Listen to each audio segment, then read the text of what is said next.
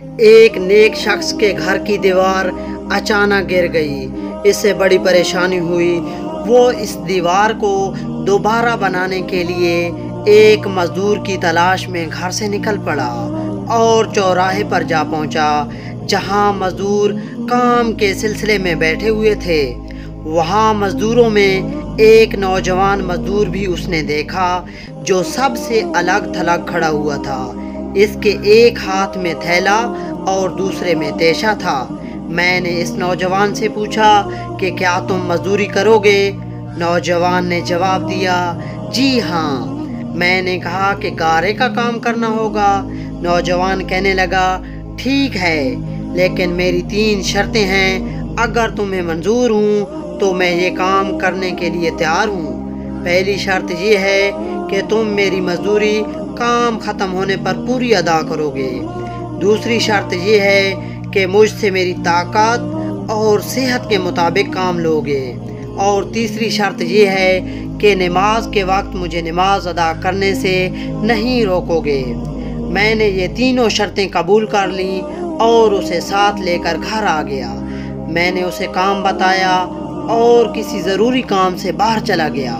جب میں شام کو گھر واپس آیا تو دیکھا کہ اس نوجوان نے عام مزدوروں سے دگنا کام کیا ہے۔ میں نے خوشی سے اس کی مزدوری اسے عطا کی اور وہ چلا گیا۔ دوسرے دن میں اس نوجوان کی تلاش میں دوبارہ اس چوراہے پر گیا، لیکن وہ مجھے نظر نہیں آیا۔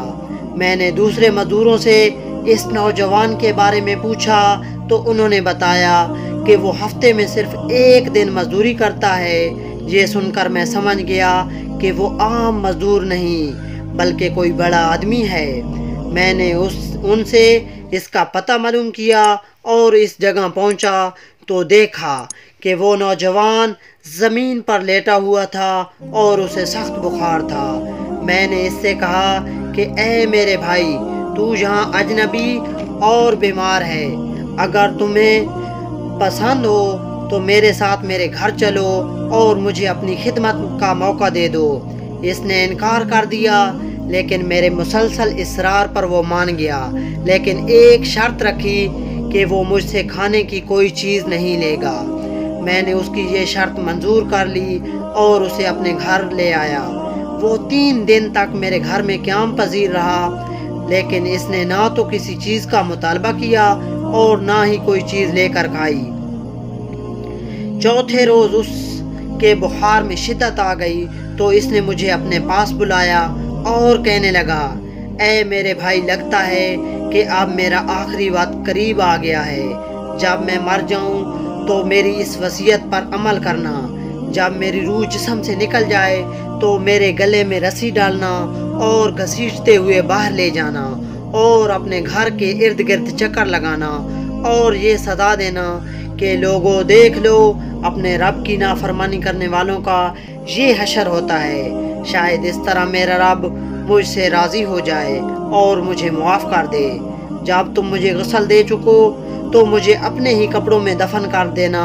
پھر بغداد میں خلیفہ ہارون الرشید کے پاس جانا اور یہ قرآن مجید اور انگوٹھی انہیں دینا، اور میرا یہ پیغام بھی دینا کہ اللہ تعالیٰ سے ڈرو کہ کہیں ایسا نہ ہو کہ غفلت اور نشے ہی کی حالت میں موت آ جائے اور بعد میں پچھتانا پڑے، لیکن پھر اس سے کچھ حاصل نہ ہوگا۔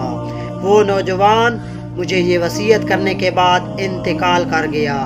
میں اس کی موت کے بعد کافی دیر تک آنسو بہاتا رہا اور غمزدہ رہا۔ پھر نہ چاہتے ہوئے بھی میں نے اس کی وصیت پوری کرنے کے لیے ایک رسی لی اور اس کی گردن میں ڈالنے کا ارادہ کیا تو کمرے سے ایک ندا آئی کہ اس کے گلے میں رسی مت ڈالنا۔ کیا اللہ عز و جل کے اولیاء سے اس طرح کا سلوک کیا جاتا ہے؟ یہ آواز سن کر میرے بدن میں کپ کپی سی طاری ہو گئی۔ یہ سننے کے بعد میں نے اس نوجوان کے پاؤں کو بوسہ دیا اور اس کے کفن و دفن کا انتظام کیا۔ اس کی تدفین سے فارغ ہونے کے بعد اس کے دیے ہوئے قرآن مجید اور انگوٹھی کو لے کر خلیفہ ہارون الرشید کے محل کی جانب روانہ ہو گیا۔ میں نے وہاں جا کر इस नौजवान का वाक़या एक कागज़ पर लिखा और महल के दारोगे से इस सिलसिले में बात करना चाहिए, तो इसने मुझे झिड़क दिया और अंदर जाने की इजाज़त देने की बजाय अपने पास बिठा लिया। आखिरकार खलीफा हारून रशीद मुझे अपने दरबार में तलब किया और कहने लगा कि क्या मैं इतना जालिम हूँ कि मुझसे बराह रास्त बात करने की बजाय रुके का सहारा लिया। मैंने अर्ज़ किया, अल्लाह ताला आपका इकबाल बुलंद करे, मैं किसी जुल्म की फरियाद लेकर नहीं आया बल्कि एक पैगाम लेकर हाजिर हुआ हूँ।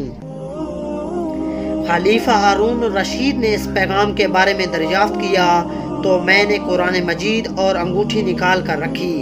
खलीफा ने इन चीज़ों को देखते ही कहा कि ये चीज़ें तुझे किसने दी हैं? मैंने अर्ज़ की कि एक गारा बनाने वाले मजदूर ने। खलीफा ने इन अल्फाज को 3 बार दोहराया, गारा बनाने वाला, गारा बनाने वाला, गारा बनाने वाला, और फिर रो पड़ा। काफ़ी देर रोने के बाद मुझसे पूछा कि वो गारा बनाने वाला अब कहाँ है। मैंने जवाब दिया कि वो मजदूर फौत हो चुका है। ये सुनकर खलीफा बेहोश हो गया और असर तक बेहोश ही रहा। मैं इस दौरान हैरान और परेशान वहीं मौजूद रहा। फिर जब खलीफा को कुछ अफाका हुआ तो मुझसे दरियाफ्त किया कि इसकी वफ़ात के वक्त तुम इसके पास थे। मैंने कहा जी हाँ। तो कहने लगा, इसने तुझे कोई वसीयत भी की थी? मैंने इस नौजवान की वसीयत बताई और वो पैगाम भी दे दिया जो इस नौजवान ने खलीफा के लिए छोड़ा था। जब खलीफा ने ये सारी बातें सुनी तो मज़ीद गमज़दा हो गया और अपने सर से इमामा उतार दिया, अपने कपड़े चाक कर डाले और कहने लगा, ऐ मुझे नसीहत करने वाले, ऐ मेरे प्यारे, ऐ मेरे शफीक। इस तरह के बहुत से इल्काबात खलीफा ने इस नौजवान को दिए और मुसलसल आंसू भी बहाता रहा। ये सारा मामला देखकर मेरी हैरानी और परेशानी में मज़ीद इजाफा हो गया कि एक खलीफा एक आम मजदूर के लिए इस कदर गमज़दा क्यों है। जब रात हुई तो खलीफा ने मुझे इसकी कब्र पर ले जाने की ख्वाहिश ज़ाहिर की तो मैं इसके साथ हो लिया। खलीफा चादर में मुँह छुपाए मेरे पीछे पीछे चलने लगा। जब हम कब्रिस्तान में पहुँचे तो मैंने एक कब्र की तरफ इशारा करके कहा कि आली जा, ये इस नौजवान की कब्र है। खलीफा इसकी कब्र से लिपट कर रोने लगा। फिर कुछ देर रोने के बाद इसकी कब्र के सिराने खड़ा हुआ और मुझसे कहने लगा कि ये नौजवान मेरा बेटा था, मेरी आँखों की ठंडक और मेरे जिगर का टुकड़ा था। एक दिन ये रक्सो सरूर की महफिल में गुम था कि वहाँ एक बच्चे ने ये आयत करीमा तिलावत की जिसका तर्जमा ये है, क्या ईमान वालों को अभी वो वक्त ना आया कि इनके दिल झुक जाएं अल्लाह की याद के लिए। जब इसने ये तिलावत सुनी तो अल्लाह ताला के खौफ से थर थर कांपने लगा और इसकी आँखों से आंसुओं की झड़ी लग गई और ये पुकार पुकार कहने लगा, क्यों नहीं, क्यों नहीं। और ये कहते हुए महफिल के दरवाजे से बाहर निकल गया।